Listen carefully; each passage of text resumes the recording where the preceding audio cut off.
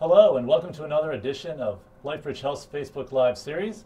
I'm Tom Gill. We are live from the Advanced Radiology Center within the Breast Center at Carroll Hospital with Dr. Sarangi, and today we're going to be discussing the importances of getting a mammogram. Before we get started, just a quick reminder to our viewers that we'll be taking your questions, so please post them in the comment section below. And please remember to hit the subscribe button so you'll be notified each time we go live. So let's get started. Dr. Sarangi, what is a mammogram? So mammogram is basically two views of each breast, sort of like a screening x-ray of the breast to look for any disease. Typically speaking, in asymptomatic women in the screening setting, or if somebody has a lump, then it's called a diagnostic mammogram because we're working up abnormality. When should somebody actually get a mammogram? So by the American College of Radiology guidelines, every woman should get a mammogram at baseline at age 35 and then subsequently starting at the age of 40 once a year. Is there anything that people should know before they go in to set up an appointment to get a mammogram? Not necessarily. It's a fairly fast procedure. If someone is premenstrual, it's ideal to come the week after your cycle when it is less discomforting or less painful. A lot of times people want to know, like, are mammograms safe? Well, they're absolutely safe. The amount of radiation with typical mammogram would be the same as if flying to the west coast in a plane. The amount of background radiation you'll get by taking a flight from, let's say, Baltimore to San Francisco will be the same as getting a mammogram. Can you describe for everyone how a mammogram is actually performed? Traditionally, each mammogram we get two views of each breast. Now it has changed in the recent past where we have gone to a 3D mammogram where basically we take small 1 millimeter sections through the entire breast in two different views. It gives us a lot more clarity, helps us find earlier breast cancers. At the same time, there's less chance of someone being called back. So these are the typical advantages of a 3D mammogram. It's much more useful in younger women who have denser breasts, but studies have shown that it's useful for any kind of, whether it's dense or fatty breasts. Okay, and I just want to remind people that if you'd like to ask a question, to click so at the bottom and type your question in for Dr. Sarangi. And we do have a question on Facebook Live. So Lori is asking, where do you get a free mammogram? So Lori is asking, where would you get a free mammogram? Well, Lori, thank you for asking this question. A free mammogram depends upon some states do have a van service which goes along and to help the people get a free mammogram. So those I'm not too clear about in the state of Maryland whether we have a screening program which. There is a number. We'll post it after this. Yes. Okay. What are the treatments for breast cancer? Well, typically speaking, the earlier you catch it, the less the treatment will be. So, typically speaking, if you catch a very early breast cancer, you get a lumpectomy where basically the surgeon takes out the part of the cancer and a little bit of surrounding normal breast tissue. Most women also get what we call radiation, and depending upon the stage which you are staged in, you might get additional either hormonal medicine or chemotherapy depending upon the stage.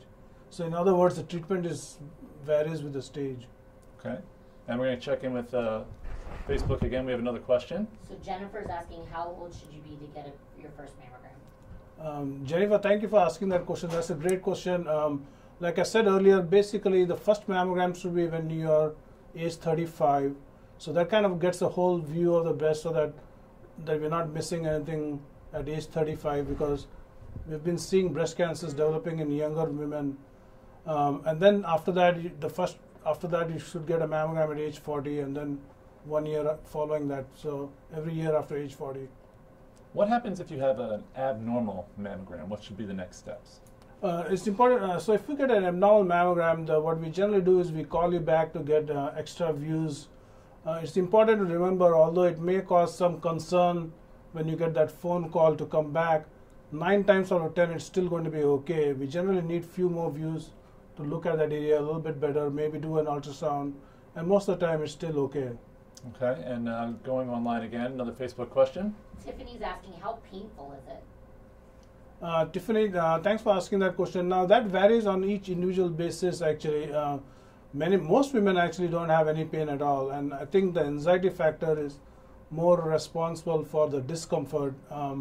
So it really varies. And if you are premenopausal, obviously, if you come the week after your cycle, it's actually a lot less pain. I would use the word discomfort rather than painful.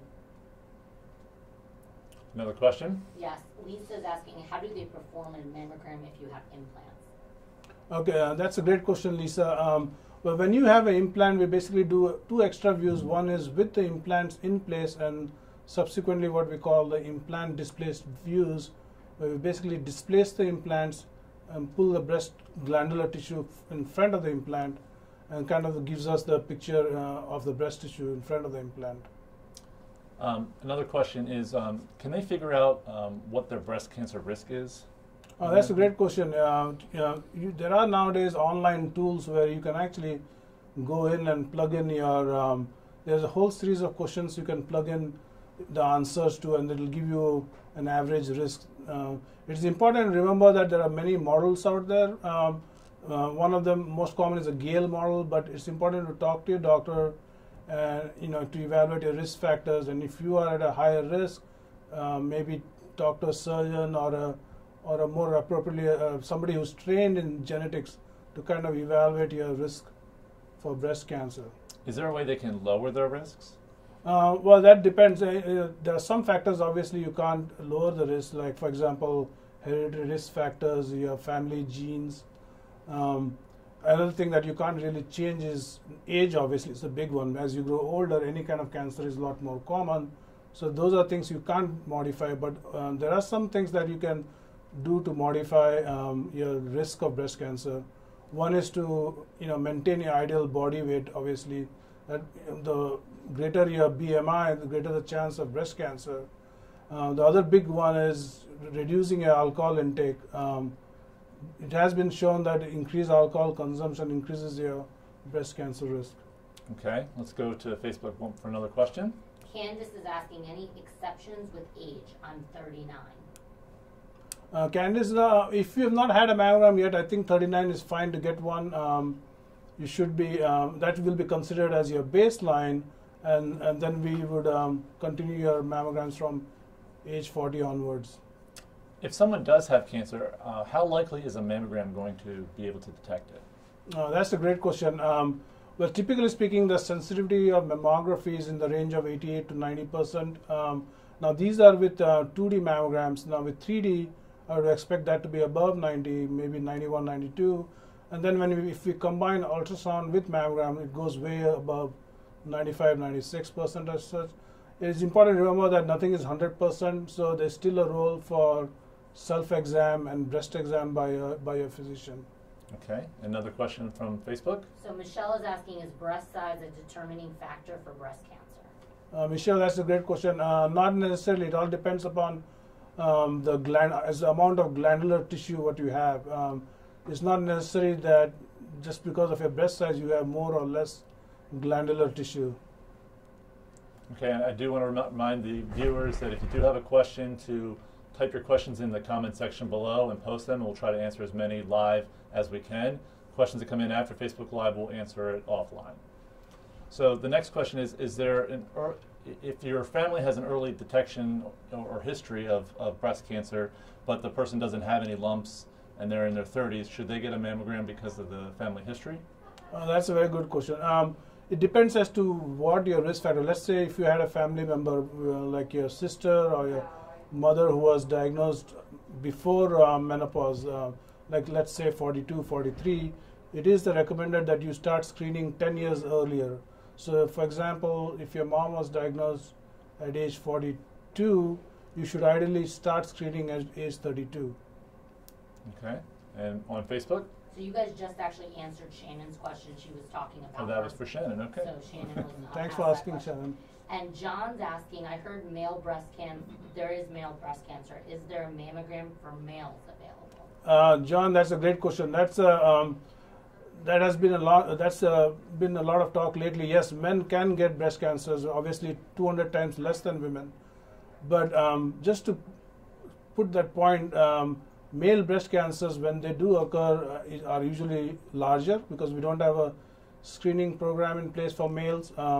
If you have a strong family history, if you have your mom or sister who are diagnosed at in the premenopausal, or any of your relatives with colon or ovarian cancer, you should definitely check with your physician, because there have been recently some studies showing that maybe we need to start screening of male relatives, particularly in people with high risk of breast cancer, in order to detect them earlier.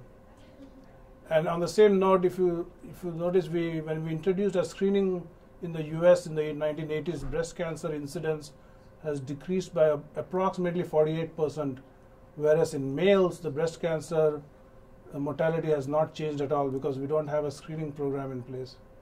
Okay, another question from Facebook Live. So Dawn is asking, I have fibro and my whole body hurts. How do I get a mammogram without hurting what already hurts? Okay. I'm sorry. Dawn. Dawn, can you repeat that question? So she says she has fibro. Fibromyalgia? Yes. And her whole body hurts. How do I get a mammogram without hurting more? Typically speaking, it should not hurt anymore. I mean, I think the best thing would be to try to get in and look at the mammogram before and kind of reduce your anxiety level. And I think that should be the best way to get a mammogram. It should not hurt. Actually, the anticipation is worse than what the procedure is. Okay. Another question from Facebook Live. Pauline's asking, what other options might there be if I've already had a mammogram and I guess she still wants to do some more screening? She was talking about breast MRIs, contrast MRIs, and breast images. Yeah, Pauline, that's a great question. Now, it depends on your risk. If you have a high risk, family history, and if you're young in your 40s, where typically the mammogram is a lot more dense, so we don't see everything as well. The next option would be either get something called a screening ultrasound, where we look at both your breasts by ultrasound. The other option is obviously to get an MRI as well with contrast. These are the two other imaging modalities we use to look at the breast. Another question people have is, once you get your mammogram, how do you get your results, and are they immediate? That's great. That's also a great question. Yeah, they are immediate if you're on a diagnostic setting. In other words, if you have a lump or if you have been called back, which is what we then call a diagnostic mammogram, you will be given your results right away. As far as the screening results are concerned, typically we read them in one batch, and you get a result within 3 to 4 days. Now, there's a reason why we read them at one shot, because studies have shown that the more you read at one shot, you pick up any abnormality between a span of normals. If you start reading every mammogram as they come, then you cannot pick up the abnormality as well. Okay. That's why we read them in a batch. Okay. And we have one last question from Facebook Live. So Brandy's asking, how often should you self-exam? Brandy, that's a great question. You should self-exam ideally the same week every month. If you're premenopausal, the week after your cycle.